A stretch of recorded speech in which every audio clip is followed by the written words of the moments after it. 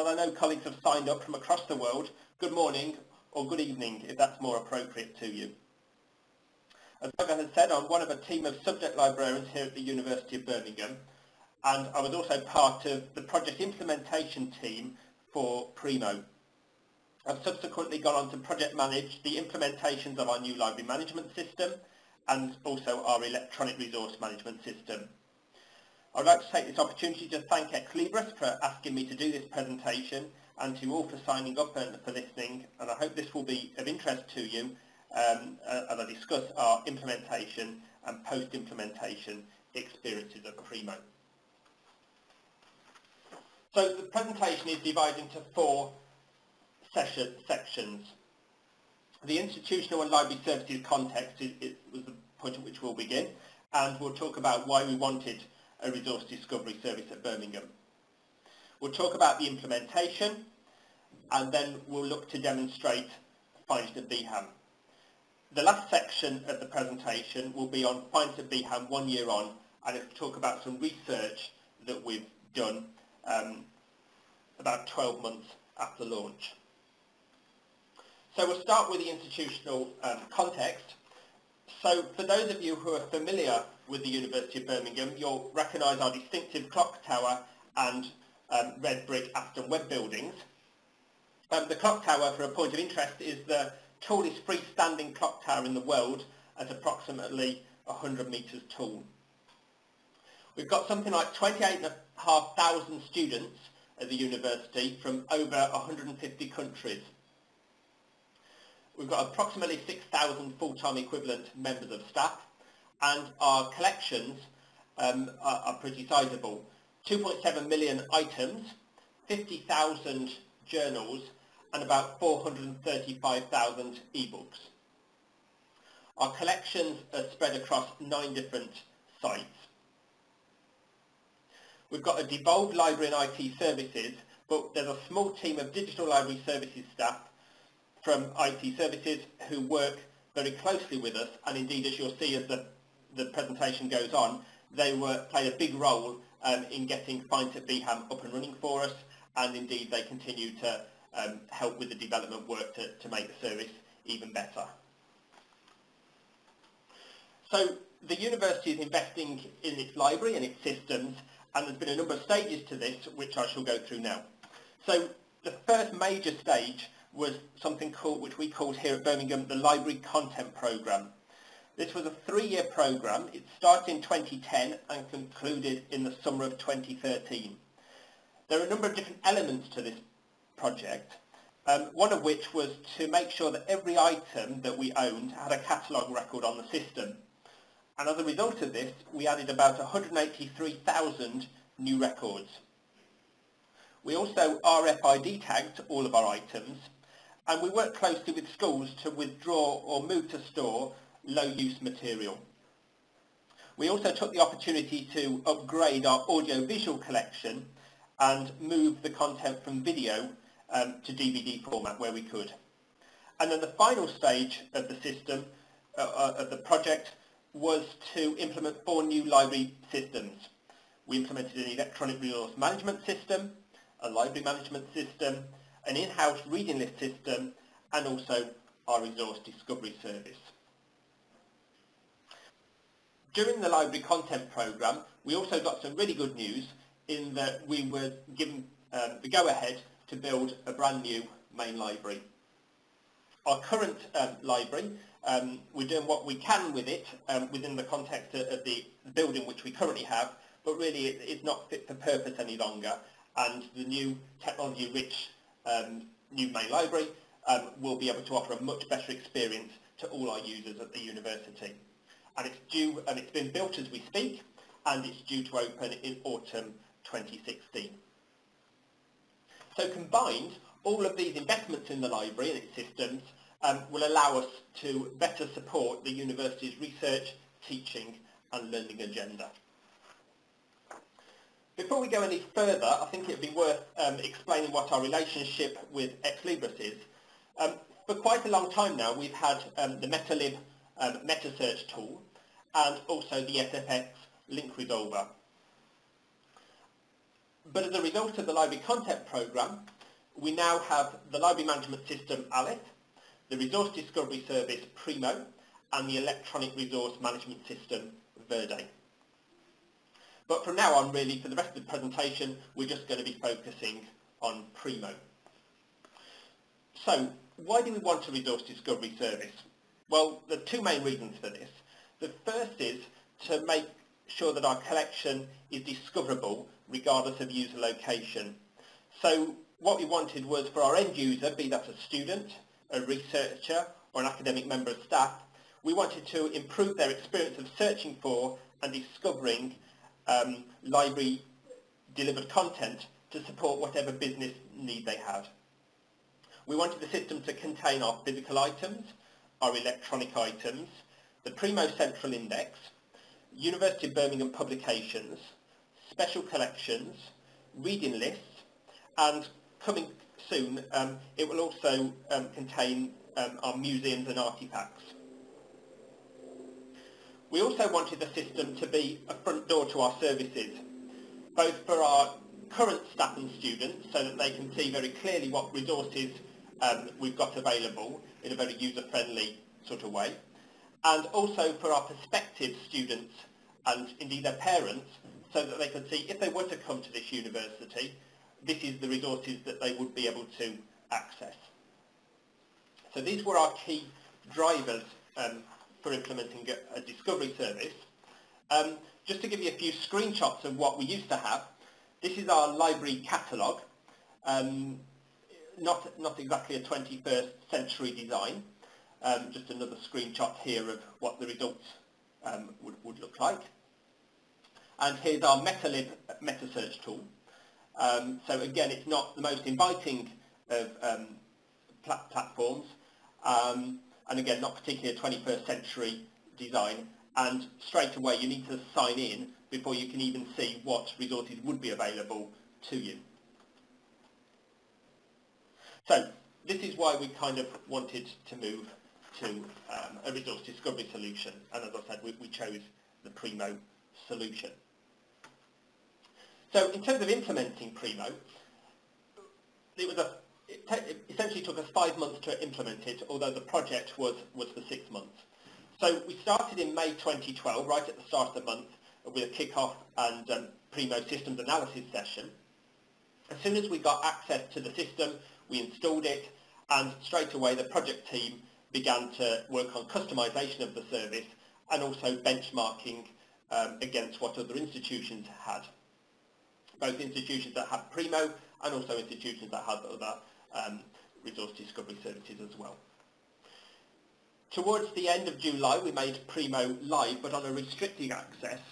And the reason that we did this was we wanted to get feedback from both our students and our academic staff, but also from our library services staff as well.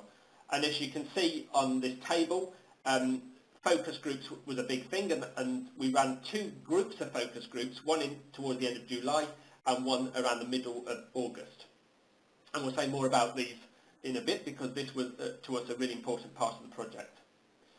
The service went live on the 4th of September 2012, and then between then and when term started, there was a period of staff training and producing documentation. And then from the time that term started until the end of October, we promoted the service and we monitored how the service was performing before we formally closed the project right at the end of October. In terms of who did all of this work, there was a project team created with representation from both IT services and library services. So in IT services we had an implementation manager, and we had 2 digital library specialists working on this, and you can see that one of those, my colleague Edward Kraft, was working on this project a lot, 0.7 of his time, and indeed he continues to work on this as he tries to improve the system for us. In terms of library services, we had a dedicated project manager, which was Sarah Price, and then we had various reps from different parts of the service. So we had 1 metadata rep, we had 2 reps from our serials and e-resources team, we had 2 reps from our library customer support team, and we had 2 subject librarian reps, of which I was one of those. And all of those that I've just listed, the metadata, the Series E resources, library customer support and subject librarians, were each assigned 0.2 of their full-time equivalent. So that's who the project team were. And one of the first things that we wanted to do was to look at how the interface would look. And with Primo, it's very flexible, so there were lots of different ways we could configure the system. And here on the screen are 4 designs which we came up with in the early stages. What we did was we took the things we liked from each of these designs in order to come up with our final design. So just to pick out a few things, on the top right and the bottom left design, we liked the silhouette of the university landscape. This, for anyone who knows Birmingham, this is very distinctive of the university's landscape. We see that the clock tower we saw earlier and our Aston Webb buildings. And this was something that was quite distinctive to the university. On the bottom right, we liked this design because it was very clean, not too much text, and the search box was very prominent, which is something which we didn't necessarily feel for the first 3 designs, so the 2 on the top and the bottom left. We felt the search box was a bit hidden. We also liked putting the link boxes at the bottom of the screen, like you see in the bottom right design, rather than in the right-hand column, which you see in the other designs. In the bottom left design, we liked the idea that it told you very clearly what the service did as well. So we've got there all the library in a single search, and indeed those brackets that it features in a distinctive branding for the university. So there were lots of things that we liked about each of these designs, and indeed some things we didn't like. And so what we did, we put all these things together. So we tried to avoid the things we didn't like and to include the things we did like, and we came up with this design. So we liked this design because the photo was bright, modern, and it clearly showed the University of Birmingham clock tower and red brick Aston Webb buildings. It got a distinctive search box in the centre of the screen, and there was no kind of pre-filters or separate tabs at this point, so it's very clean. We've got a description of what the resource did, and we put the links boxes at the bottom of the screen rather than the right-hand side. So, in a nutshell, that's what our service looked like. And so the next key thing was to name the service. And in order to do this, we thought a nice thing to do would be to run a staff competition to help try and get the staff engaged with the project, but also to give them some sort of ownership of it as well. This proved popular, and we got 40 suggestions of what we could call the service. And in the end, we gave the winning suggestion was FindIt Bham. We went for this option because it reflects what users expect to achieve from the service, and it also incorporates the institution in the brand name as well. We also like the idea because it imitates the button which we previously used for the Link Resolver Services menu. So there was a degree of familiarity with the name. So for all of those reasons, we felt that was the one that we should go for. So putting that onto the design, there's our final design there, and as you can see, the description of what it does is there in the university branding brackets. You'll also notice at the bottom of the screen we've got a smaller version, and this is our widget. And what our idea with this is to try and embed this widget as much as we can in order to try and make the content as accessible as possible from as many different places as possible. So it's on our portal, it's on our Library Services website, it's on our LibGuides site, and we're hoping we'll embed it within our virtual learning environment in the not too distant. So what we're trying to do with this really is to embed it as widely as possible to achieve discoverability. I mentioned, as I was showing you the different stages to the project, I mentioned that the focus groups was a key area for us. It was a key area because we really wanted to engage with our users, and we wanted to seek opinion from the staff and the students at the university, and of course with Library Services staff as well. So we ran 2 groups of focus groups. We ran 3 in July, one for academic staff, one for students, and one for library services staff. And then we made some changes to the design of the system based on what people had said in those focus groups. And then we ran 2 more sets of focus groups, one for staff and one for students in August, to get more opinion from different people, but also to see whether people liked the changes which we'd implemented in the gap between the 2 sets of focus groups. Each of the focus groups lasted for 2 hours, and we recruited the participants in a number of ways. We promoted through our library reps, our programme offices, staff we knew in schools. We put an announcement on our portal and our website. We also talked to the Guild of Students about promoting the focus groups, and we also used the good old-fashioned posters around the library building and indeed around some of the school buildings as well. There was an incentive of a £10 Amazon voucher for all students who attended, and for staff we offered a free lunch. And we did very well because we got attendees that were undergraduates, postgraduate taught, postgraduate researchers, and from all of our 5 colleges at the university. So we got good representation, and I would say that we probably got about 70 people across all of the focus groups that we ran. So we got a good level of input. The focus groups followed a semi-structured format. In addition to the focus groups, we also opened up the system for staff, library services staff, to do some testing during July and August, so that as well as attending the focus groups, they could also do a bit more thorough testing for us and feedback to us things that they found and comments that they wanted to raise. We learned a lot of really useful things from the focus groups. I'm just going to mention a few now, but I'll try and show some of these when we look at the system in a few minutes. One of the most important things that was discussed was the drop-down search scopes, and I'll explain for those of you who don't know what a search scope is, but it's essentially the drop-down menu which is next to the search box. And there was a lot of discussion about this in terms of the number of scopes we should have, the terminology, and understanding what it meant. Also, what scope should be the default, that was also discussed. That was probably the single most discussed topic because students and staff really had opinions on what that should look like. We also discussed the ordering of the facets on the results screen, and that I'll again show when I do the demonstration, the facets being the left-hand menu refine options from the results screen. We also, there was a lot of discussion about the browse by subject, so this was within the find databases section, so could you, or they wanted to be able to browse within their subject area, they wanted to know what would be the best resources to use. There was also discussion about signing in and making the need to sign in prominent and why you would need to sign in.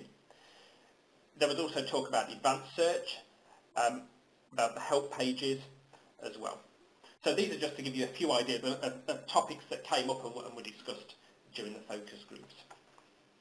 Now the benefits of doing the focus group was that it allowed us to gain opinion from and also engagement with our end users, and also library services staff not directly involved with the project. Gave us lots of opportunities to discuss things, which I don't think we'd have got from just doing perhaps, for example, a survey. Importantly for us, it gave us confidence in the system that we were designing and were about to implement, in that most users seemed to really like what we were doing and sort of indicated to us that we were going along the right track. And as a bit of an aside, it also gave us some useful insight into how users search for information. So, in terms of summing up what we got from the focus groups, in terms of what people liked, didn't like and so on, the overwhelming thing that people really did like about the system was the single search. So a very clean search box, and also being able to search all of our different systems all in one go. So just to sort of go through a few more things. They liked the fact that it integrated with our library management system and our other data sources. They liked the display and navigation of the results, including the refining by the left-hand facet menu. They like the option of being able to limit by search scopes, but as I say, there was quite a lot of discussion about exactly what those search scopes should consist of. And they like the ability to search on multiple collections and to do so without needing to pre-authenticate first, although obviously if they were going on to access some of the resources, they would need to authenticate in order to access them. So they like the general look and feel, so that turned out to be popular, but a few smaller changes were requested, and indeed a few more, and a few more, and you've guessed it, a few more. Fortunately though, we've got, as I say, we've got Ed Kraft, who was our digital library expert on hand, and he was very good in trying to see what solutions he could reach in order to make as many of these smaller changes actually a reality, which would just be little enhancements which would overall really make a big difference to what the system looked like. And some of these were done prior to launch, and some of them have been tackled since. So looking at that list, the majority of them now are in place. So I think at this point it would probably be good to break from the formal presentation and to have a look at the system. So if I just pause here and let me just see if I can escape from the system. There we go. And just open up a new browser. So, and we'll go to the service, which is findit.bham.ac.uk. And what we'll do is we'll just have a quick look for an example of a book, and as we do so, I'll point out a few features. So the book I'm going to look up is a book called Business Research Methods by authors Alan Bryman and Emma Bell. So I'm just going to search by the first author's surname, like so. And as I said, this the scopes, which is this thing here, this was what was heavily discussed. When we got Primo out of the box, we essentially had about 30 different scopes here, and the project team knew immediately that that was far too many, and we reduced it down to about 15 scopes by the time we went out to the focus groups. However, it was very clear from the focus groups that 15 was still too many, and the participants in those focus groups weren't at all clear about the distinction between some of the categories. And so working with them and their suggestions, we came up with this much reduced list of scopes, and what users can do is if they hover over each of the scopes, we also implemented a little pop-up box which shows users exactly what each pop-up, each scope would do. There was also a lot of discussion about what the default should be, and the two real contenders was everything, which includes the Primo Central Index, and Library Catalogue, which is just things which the library services either own or subscribe to. And they were our two main options really as to what the default should be. On the one hand, we wanted Library Catalogue to be the default, in the sense that if you're looking up something specific, it would enable you to find the result you're after probably quicker than if you've got all the journal articles in there as well. However, there was obviously massive advantage of having all the journal articles available, because that was one of the big reasons for taking FindIt Primo, in that all the extra content that we would have through the Primo Central Index. And so we thought if we defaulted on Library Catalogue, some users may not be aware of all the extra content that is there and will be discoverable through the Everything scope.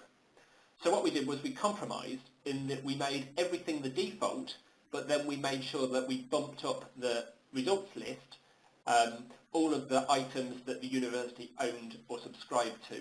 And so if people were looking for something specific, it should be somewhere towards the top of their results list. So that's the scopes.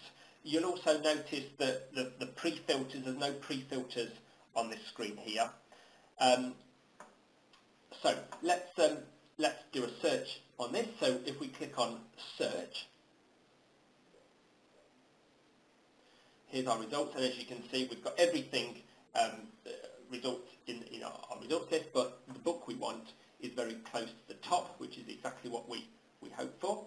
And we've got a View 3 Versions link here, and these are for the 3 different versions of this particular book. So if I click on those 3 versions, there they are. You'll see that at the bottom of the screen, this didn't find what you wanted.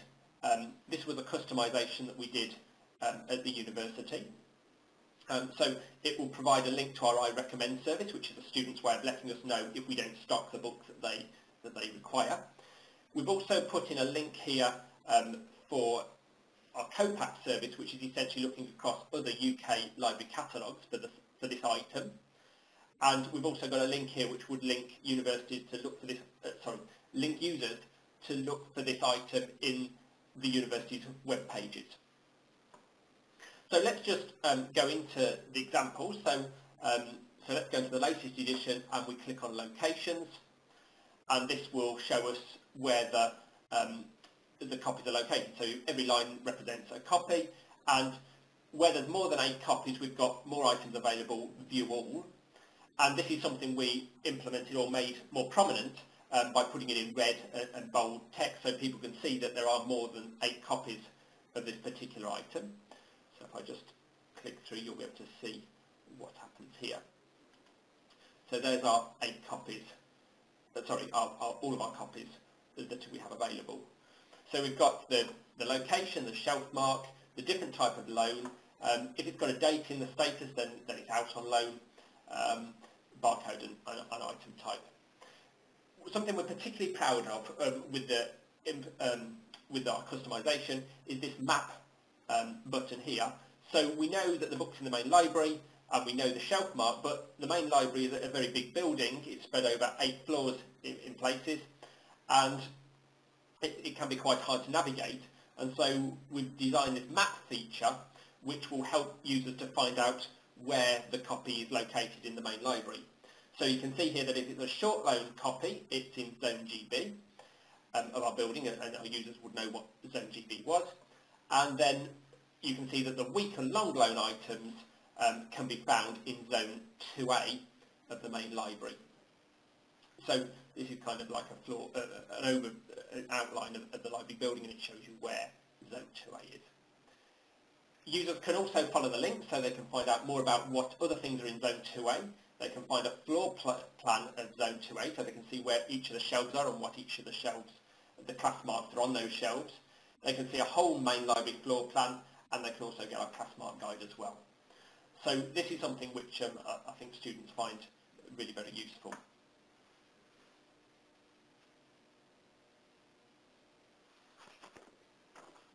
A few more features from the demonstration. We've got our Find Databases link up here, and again there was quite a bit of work that went into this because we've split up search by name, so that's where users type in the specific database that they're looking for, and search by subject when they just choose a subject which they're interested in, and then it lets them browse across that particular subject to find all of the resources which are available within that subject area. And I understand that technically this was quite tricky to do this, but it's something which our users were sort of asking for during the focus groups that we ran. Of course, if it is the electronic resource, we recommend that users sign in, and of course if they're off campus in particular, they must sign in, else they won't be able to access the content. And so we tried to make the sign-in link at the top right, we tried to make that more prominent by putting it in red and bold. And also we've put this little box here as well which says sign in for more, sign in above to view results from restricted resources.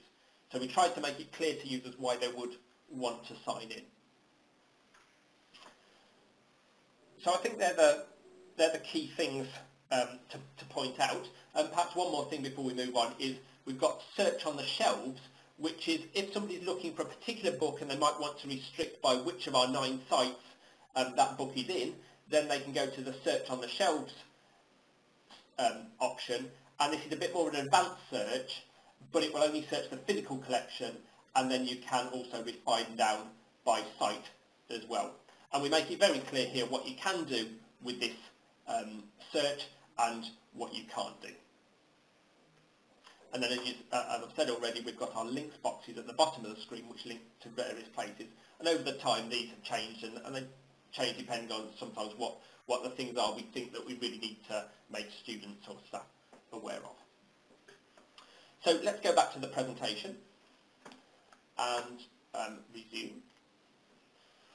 So I've pointed out a lot of these things in the last few minutes. So I've covered all the main things that I'd hoped to draw attention to. So we've looked so far at why we want a resource discovery system. We've looked at how we implemented the system. We've had a look at how the system works.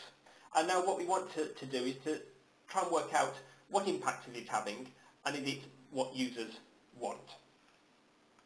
So we can do this in a number of ways. The first way we can do is to look at usage statistics. You can see on the screen here, we've got best part of 3 years of cycle in terms of just pure usage. You can see the FindIt Bham usage in pink, and you can see that the point at which we implemented in September 2012, the usage shoots up. And then you can see for the next 2 years, the pattern is very similar, except that on the second year, the usage is much higher than in the first year.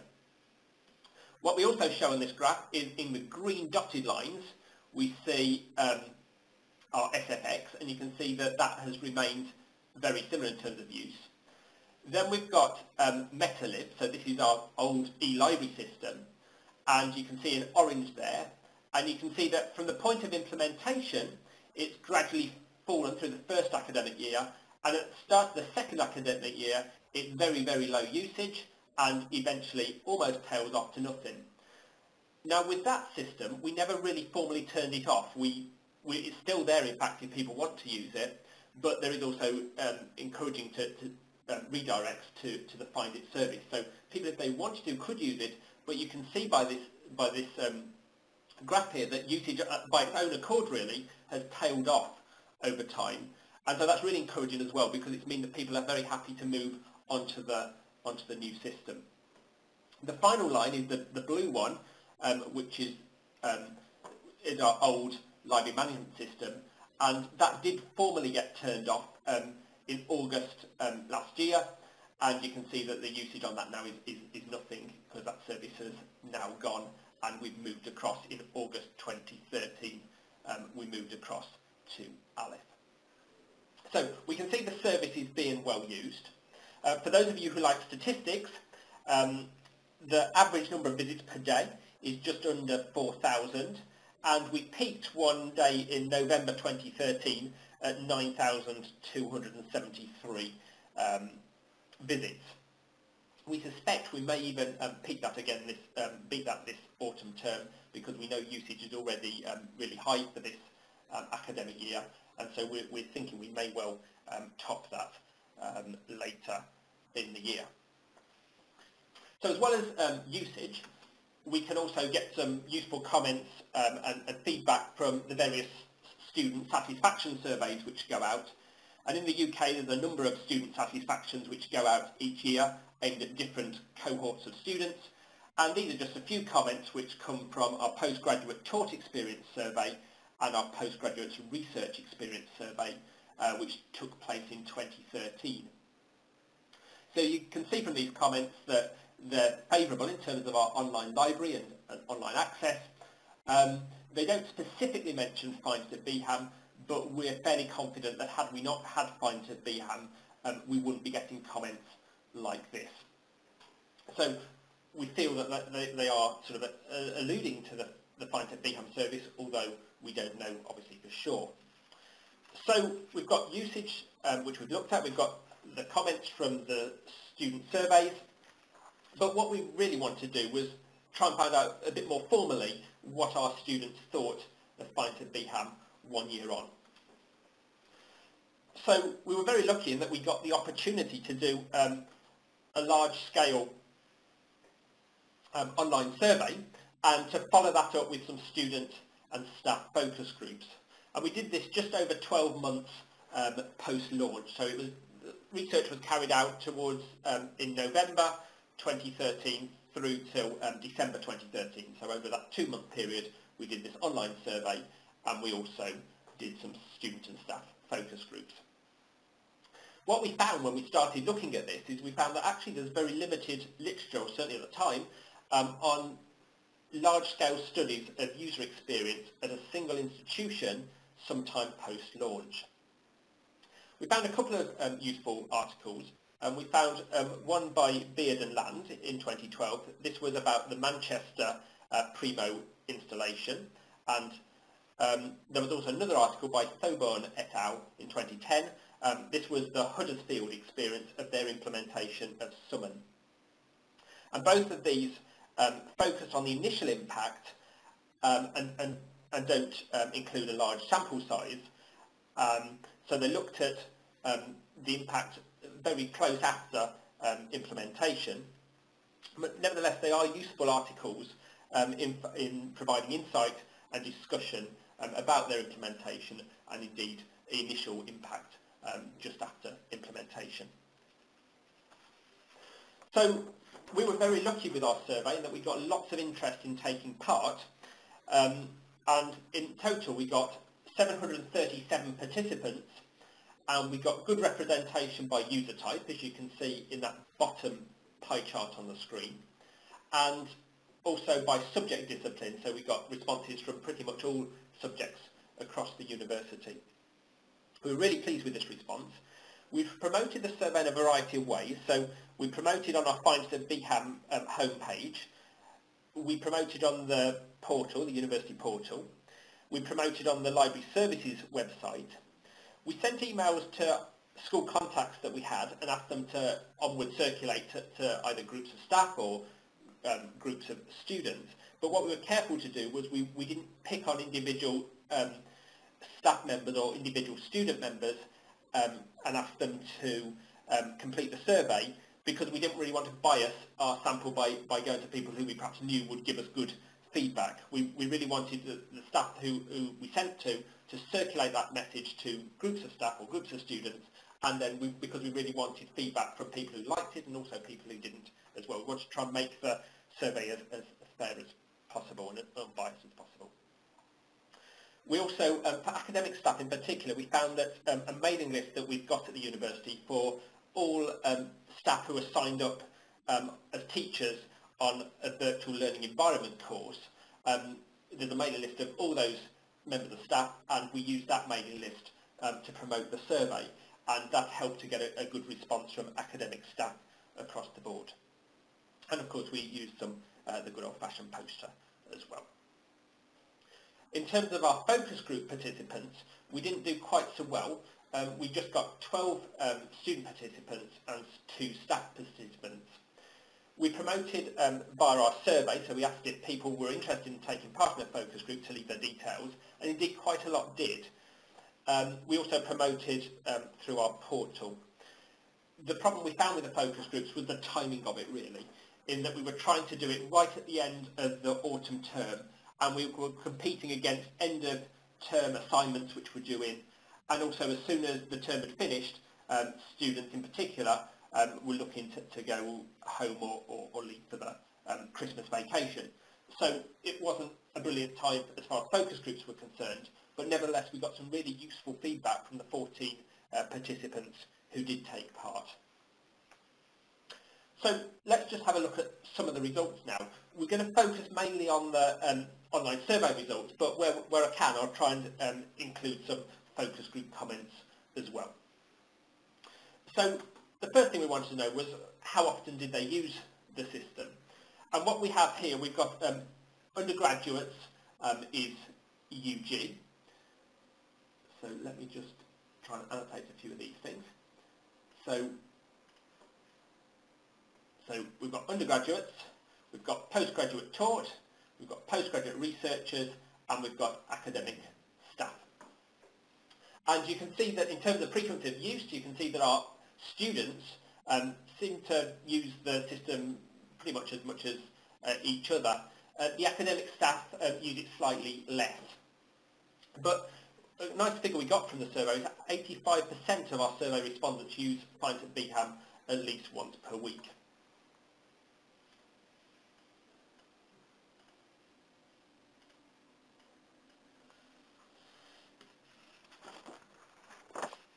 We also wanted to know, so we found out that there were regular users of the system, and we wanted to know what they actually did when they used the system. So,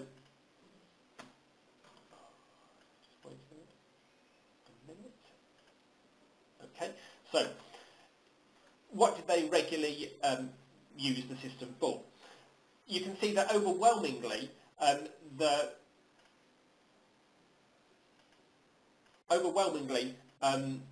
looking up a specific item was what people wanted to do with the system. Linked to online databases was not quite so popular, but nevertheless quite a lot of people used it to do that. And search for University of Birmingham publications and theses, that was our lowest response, and not a lot of difference between the different groups of user. The reason that we think that this was, well, we can see from the statistics, the usage statistics, that this is indeed a low percentage.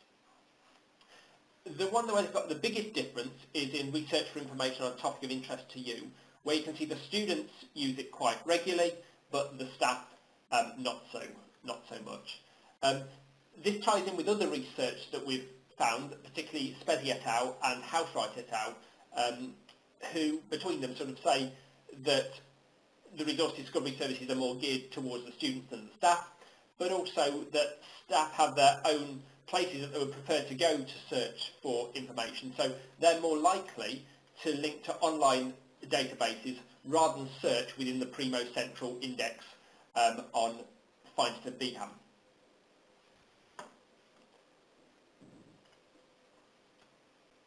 The big question, though, that we wanted to take from the survey was what people thought of it overall. And we were really pleased to see that 71% of survey respondents rate the service as good or better.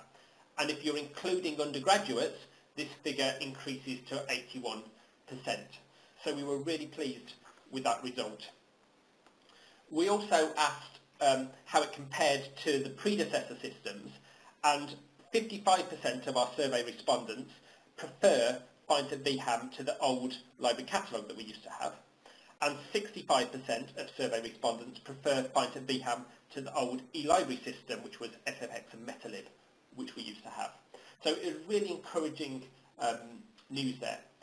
You can see that looking on the plot that you see in front of us at the moment, you can see that the staff were the ones which were slightly less appreciative, but nevertheless there were still quite a lot of them who said they thought it was very good or good, but you can see that there are more of them than any other category who think it's poor or indeed very poor.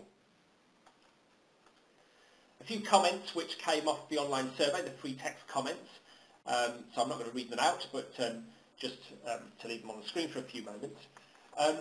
The bottom one seems again to follow in line with what we're finding out from some of the literature, that at present it appears to be geared mainly to undergraduates, make it more applicable to serious academic research. The top one, of course, is one we're particularly pleased with. It's a very nice comment about the system, and it would be nice to think that all of our users thought that highly of the service. So what was it that people particularly liked or particularly disliked about the service? And remember, the next two plots I'm going to show, we're talking, people have actively got to select that they particularly like the feature or particularly dislike the feature. So we gave them a choice of features, and we asked them, do you particularly like these features?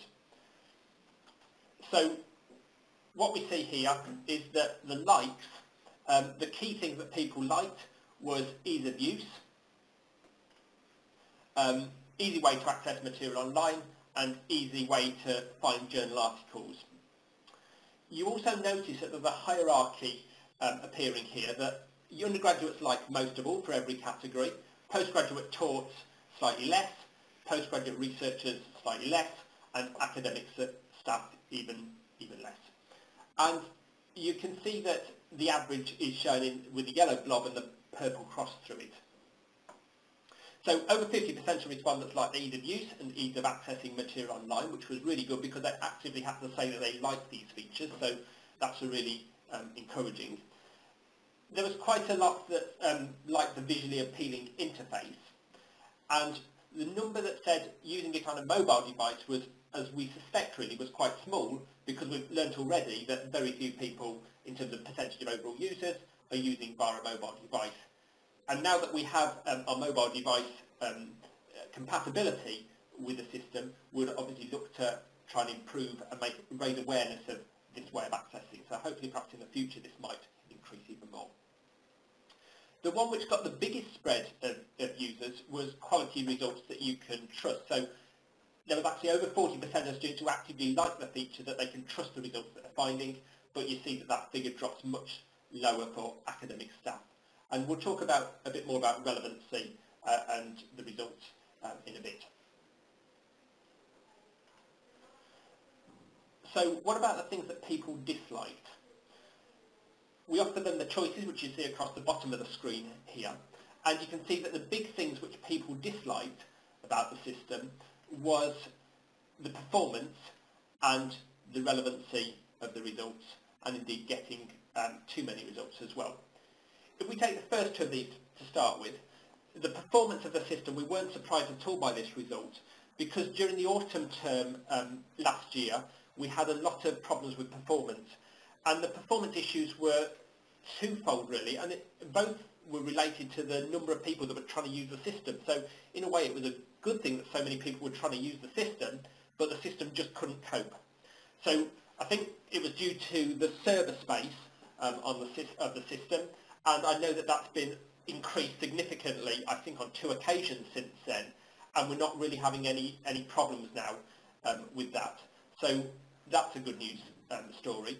The other problem we were having was in terms of Shibboleth not being able to cope with the high traffic that was going through. So essentially it ground to a halt with searches just hanging, and this was because FindIt and our new VLE were both going through the Shibboleth system. Ex Libris and University of Birmingham have been looking at this, and the system has definitely improved, but at the moment our VLE still isn't authenticating via Shibboleth, because we had to take it off the Shibboleth system and they authenticate via another means, just in order to give FindIt Bham enough space to authenticate properly. So with improving the Shibboleth setup and increasing the server space, the performance issues have really decreased. The issues has really decreased since this time last year. So we suspect if we did the survey again, that number of 50% would drop significantly. The relevancy of results, we are having some problems with people finding either too much information, or in turn being able to find the things that they're really after. There's things we can do there. We can improve the help, and that's something we've worked on since we did the survey. And also Ex Libris and the university are working together to try and make the results that people are getting in their results list on the first page, to try and make them the really relevant ones, which are really matching their search criteria. Getting too many results, as I say, I think is linked to the second of those points about the relevancy. Now the excess number of prompts for university username and password, and indeed the signing on, which were another two things people actively disliked about the system. Again, when we launched the system, and indeed up until a couple of months ago, we haven't got single sign-on on FindIt, and so people were being asked to authenticate every time they went to a different resource within FindIt, and we obviously knew that was a bit tiresome to users, and the survey of course reflects that. But again, that's now improved, and we think if we ask the survey again, we think that percentage would drop as well. Understanding how the system works, I kind of alluded to that a moment or two ago, that our online help wasn't brilliant at the point of launch, but we have recently improved that, and I'll just show you that in a bit. And then the other thing that people liked was checking their library account and renewing books. Again, we think the help can look to address that, and accessing off campus as well. So although there's, in some cases, there's particularly those first two categories, there's problems in terms of experience, but a lot of these things that we have listed on this screen we think have been improved since we did the survey, and so if we did exactly the same question again, we would hope that a lot of these percentages that we see here would come down.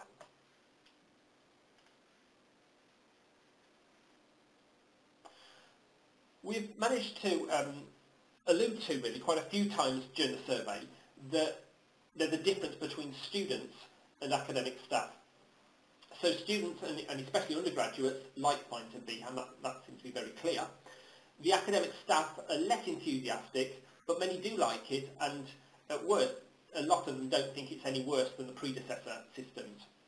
And as I mentioned earlier on, this is consistent with research by Sped et al., who basically conducted did a survey and did various research into opinions by, amongst others, library directors and assistant directors of what their institutions thought of the resource discovery services. And this was published in November 2013, and it is a very good read on resource discovery services and what people think, so I would recommend people have a look at that if they haven't already.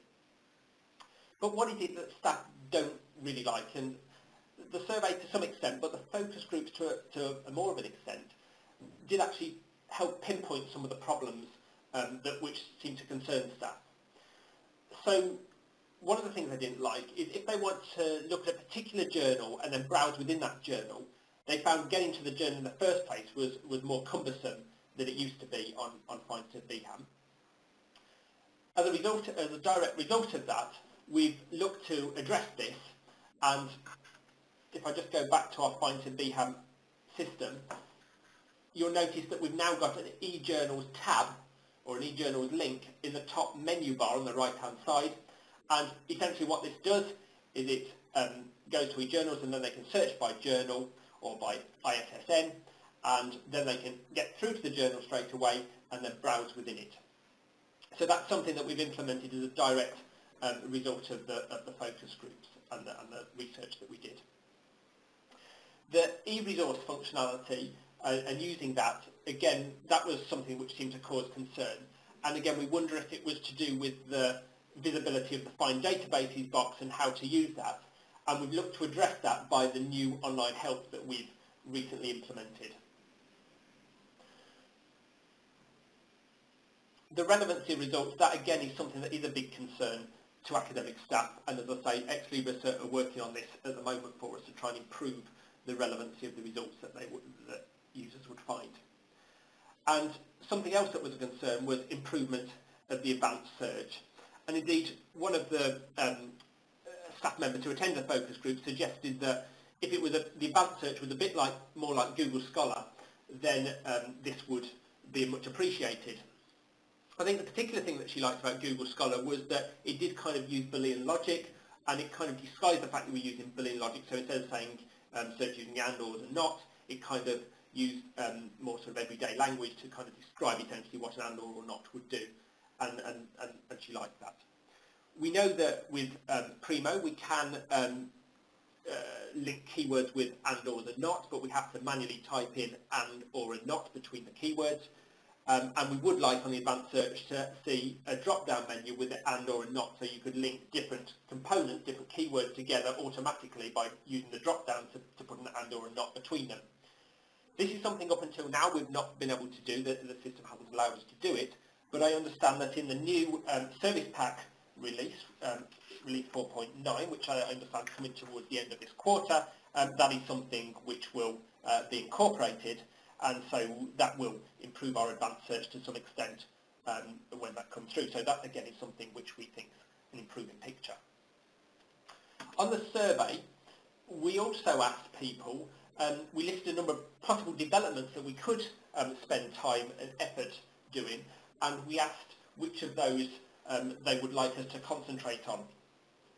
Single sign-on was the most requested thing, so you can see the level there at which it affects people, and as I say, we now have single sign-on in the sense that once somebody signs into FindIt Bham, they can then go from one resource within it to another resource without having to keep entering their username and password.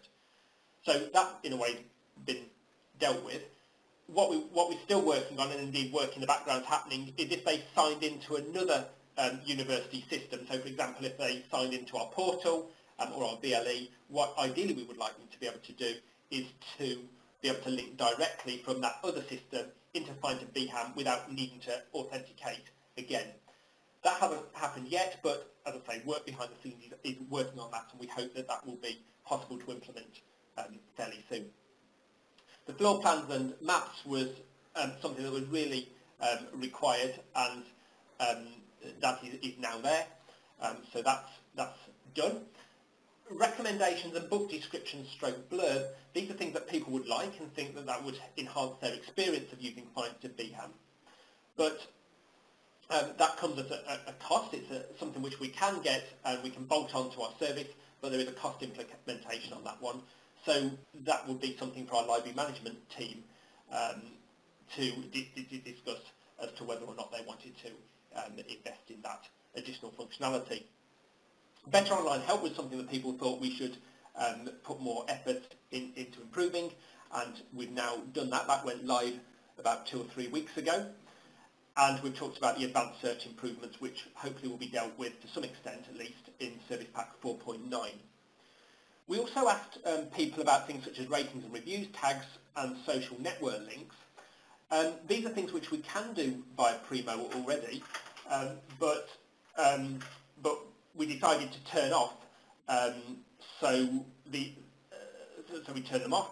And it's good to see from the results that we get from the survey that people actually didn't think these were too important, and so in a way it's reassured us that what we suggested we did was indeed valid.